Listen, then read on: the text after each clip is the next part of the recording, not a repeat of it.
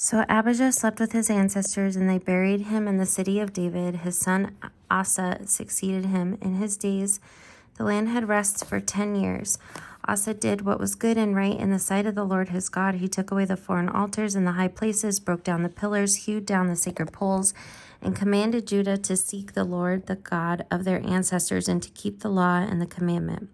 He also removed from all the cities of Judah the high places and the incense altars, and the kingdom had rest under him. He built fortified cities in Judah while the land had rest. He had no war in those years, for the Lord gave him peace. He said to Judah, "Let us build these cities and surround them with walls and towers, gates and bars. The land is still ours because we have sought the Lord our God. We have sought him, and he has given us peace on every side." So they built and prospered. Asa had an army of 300,000 from Judah, armed with large shields and spears, and 280,000 troops from Benjamin who carried shields and drew bows. All these were mighty warriors. Zerah the Ethiopian came out against them with an army of 1,000,000 men and 300 chariots, and came as far as Mareshah. Asa went out to meet him, and they drew up their lines of the battle in the valley of Zephathah at Mareshah. Asa cried to the Lord his God, "O Lord, there is no difference for you between helping the mighty and the weak.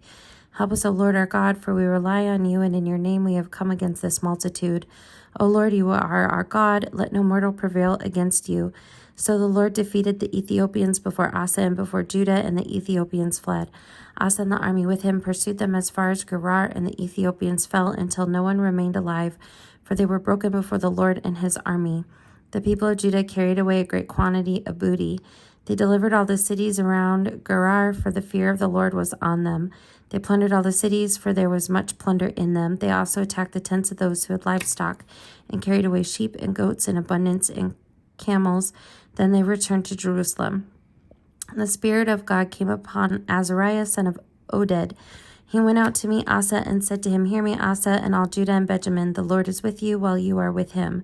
If you seek him, he will be found by you, but if you abandon him, he will abandon you."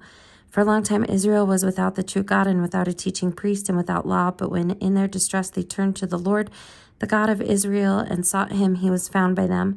In those times it was not safe for anyone to go or come, for great disturbances afflicted all the inhabitants of the land. They were broken in pieces, nation against nation, city against city. For God troubled them with every sort of distress. But you take courage. Do not let your hands be weak, for your work shall be rewarded. When Asa heard these words, the prophecy of Azariah, son of Oded, he took courage and put away the abominable idols from all the land of Judah and Benjamin, and from the towns that he had taken in the hill country of Ephraim. He repaired the altar of the Lord that was in front of the vestibule of the house of the Lord. He gathered all Judah and Benjamin, and those from Ephraim, Manasseh, and Simeon, who were residing as aliens with them, for great numbers had deserted to him from Israel when they saw that the Lord his God was with him. They were gathered at Jerusalem in the 3rd month of the 15th year of the reign of Asa. They sacrificed to the Lord on that day from the booty that they had brought 700 oxen and 7,000 sheep. They entered into a covenant to seek the Lord, the God of their ancestors, with all their heart and with all their soul. Whoever would not seek the Lord, the God of Israel, should be put to death, whether young or old, man or woman. They took an oath to the Lord with a loud voice and with shouting and with trumpets and with horns. All Judah rejoiced over the oath, for they had sworn with all their heart and had sought him with their whole desire, and he was found by them, and the Lord gave them rest all around. King Asa even removed his mother Maacah from being queen mother because she had made an abominable image for Asherah. Asa cut down her image, crushed it, and burned it at the Wadi Kidron. But the high places were not taken out of Israel. Nevertheless, the heart of Asa was true all his days. He brought into the house of God the votive gifts of his father and his own votive gifts, silver, gold, and utensils, and there was no more war until the 35th year of the reign of Asa. In the 36th year in the reign of Asa, King Baasha of Israel went up against Judah and built Ramah to prevent anyone from going out or coming into the territory of King Asa of Judah. When Asa took silver and gold from the treasuries of the house of the Lord and the king's house and sent them to King Ben-Hadad of Aram, who resided in Damascus, saying, "Let there be an alliance between me and you, like that between my father and your father. I am sending to you silver and gold. Go break your alliance with King Baasha of Israel, so that he may withdraw from me." Ben-Hadad listened to King Asa and sent the commanders of his armies against the cities of Israel. They conquered Ijon, Dan, Abel-Maim, and all the store cities of Naphtali. When Baasha heard of it, he stopped building Ramah and let his work cease. Then King Asa brought all Judah, and they carried away the stones of Ramah and its timber with which Baasha had been building, and then he built up Geba and Mizpah.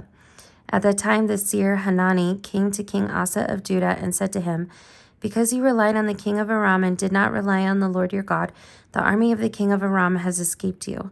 Were not the Ethiopians and the Libyans a huge army with exceedingly many chariots and cavalry? Yet because you relied on the Lord, he gave them into your hand. For the eyes of the Lord range throughout the entire earth to strengthen those whose heart is true to him. You have done foolishly in this, for from now on you will have wars." Then Asa was angry with the seer and put him in the stocks in prison, for he was in a rage with him. Because of this, and Asa inflicted cruelties on some of the people at the same time. The acts of Asa from the first to the last are written in the book of the kings of Judah and Israel. In the 39th year of his reign, Asa was diseased in his feet, and his disease became severe. Yet even in his disease he did not seek the Lord, but sought help from physicians. Then Asa slept with his ancestors, dying in the 41st year of his reign. They buried him in a tomb that he had hewn out for himself in the city of David. They laid him on the bier that had been filled with various kinds of spices prepared by the perfumer's art, and they made a very great fire in his honor.